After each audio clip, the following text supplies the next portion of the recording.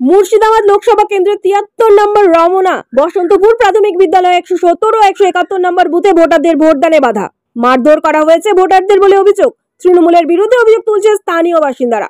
Booth jam করার চেষ্টায় বিশাল police বাহিনী ধাওয়া করে দুষ্কৃতীদের ছত্রভঙ্গ করেন।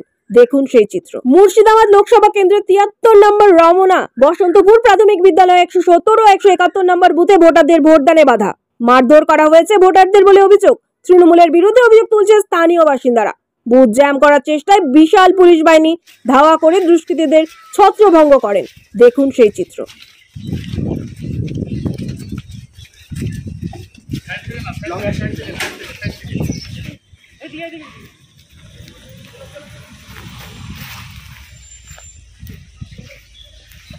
ছেলেকে তো ভোট দিতে এসেছিল, যে ৪-৫টা ওখানে ধরে সবাই মিলে মেরেছে, ভোট দিতে দিবে না।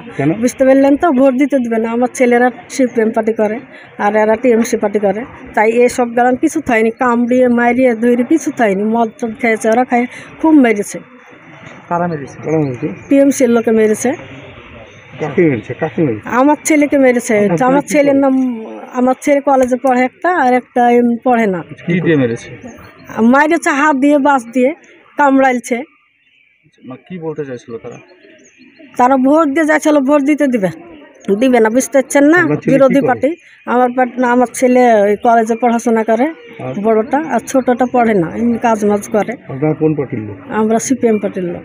আচ্ছা, আপনার এটা কোন জায়গায়? এটা রমনা বসন্তপুর। কত নম্বর বুথ জানেন? কত নম্বর বুথ? ১৭ না কত, ১৭১ মানে আইতে আছে, দেখেন। আচ্ছা, এখন কি ভোট দিতে পারছেন? হ্যাঁ, এখন দিতে পারছি। আপনার নাম কি? আলিয়া বেগম। পুলিশ এসেছিল? হ্যাঁ, পুলিশের ভূমিকা কেমন? পুলিশের ভূমিকা বা কিরকম, ওরা রাউন্ড দিয়ে গেল, দিয়ে বললো ভোট দেওয়া, এবার দিতে পারবা শান্তি। যারা যে সমস্ত পুলিশ আছে তাদের কি ভূমিকা? তারা কি ভালো কাজ করছে না? তাহলে তারা করছি তো, এখানে আছে, ও বাইরে ঝামেলা হলে কি বাইরে করবে? ঝামেলা হচ্ছে, ভূতের বাইরে ঝামেলা। হ্যাঁ, আপনার নাম কি? আলিয়া বেগম। আচ্ছা।